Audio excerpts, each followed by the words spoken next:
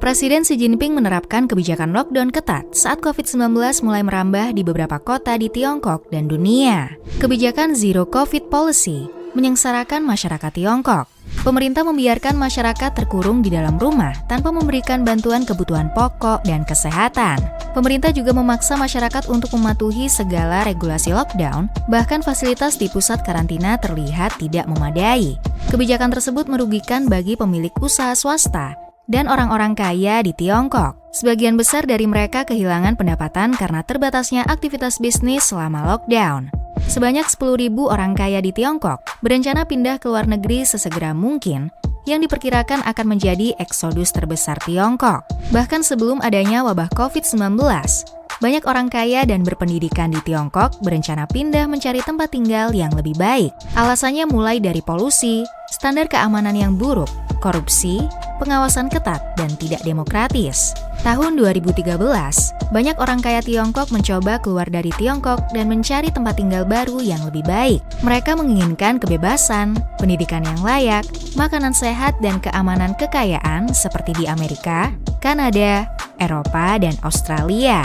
Pemerintah Tiongkok mencegah warganya pindah dengan membuat aturan. Setiap warganya hanya boleh membawa $50.000 setiap tahun ke luar negeri, yang tentu saja tidak cukup untuk memenuhi kebutuhan hidup orang kaya di negara lain. Aturan tersebut dapat dihindari dengan cara membeli kripto atau memindahkan uang melalui Macau, di mana kasino memungkinkan pelanggan untuk membeli chip judi dengan yuan dan dapat ditukarkan ke valuta asing seperti dolar atau euro. Jika pengusaha Tiongkok ingin memindahkan uang dalam jumlah besar, mereka akan mencari pengusaha asing yang dapat bekerja sama atau berinvestasi di Tiongkok. Semua celah tersebut bisa saja dilakukan sebelum akhirnya muncul wabah COVID-19. Munculnya wabah COVID-19 membuat pemerintah Tiongkok menerapkan kebijakan lockdown di seluruh wilayahnya. Masyarakat dibelenggu dengan aturan ketat, menyebabkan mobilitasnya terbatas karena nyaris tidak dapat beraktivitas apapun selain di dalam rumah masing-masing. Lockdown yang diterapkan di Tiongkok membuat masyarakat menderita secara mental. Banyak yang akhirnya mengalami depresi dan dirundung kecemasan. Lockdown juga berdampak pada ekonomi Tiongkok yang menurun, bahkan terhenti.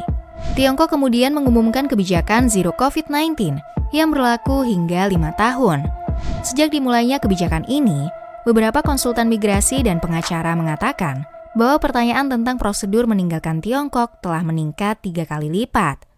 Contoh penelusuran masyarakat di Tiongkok seperti bagaimana cara pindah ke Kanada telah meningkat tajam sebesar 3.000%. Sekitar 10.000 orang kaya Tiongkok berencana meninggalkan Tiongkok dengan membawa seluruh hartanya yang jika digabungkan sebesar $60 miliar. Jika rencana tersebut benar-benar terjadi, maka akan menjadi eksodus terbesar kedua dunia setelah Rusia. Hanya 10% dari seluruh warga Tiongkok yang memiliki paspor. Adanya wabah COVID-19 menjadi salah satu cara mencegah terjadinya eksodus di Tiongkok. Pembatasan ketat mengenai berpergian ke luar negeri membuat masyarakat Tiongkok akan kesulitan mendapatkan paspor maupun visa. Selain itu, jika kebijakan lockdown di negara lain telah longgar setelah kasus COVID-19 menurun, pada 2021, pemerintah Tiongkok melarang perdagangan kripto. Itu berarti tidak ada yang bisa menggunakan Bitcoin atau Ethereum sebagai salah satu cara memindahkan harta dari Tiongkok. Pemerintah juga menutup kasino di Macau yang melegalkan pembayaran dengan yuan dan dapat menukarnya dengan valuta asing. Meskipun aturan ketat dari pemerintah Tiongkok terus digaungkan, tetapi akan selalu ada pihak yang dapat melihat celah dari aturan tersebut.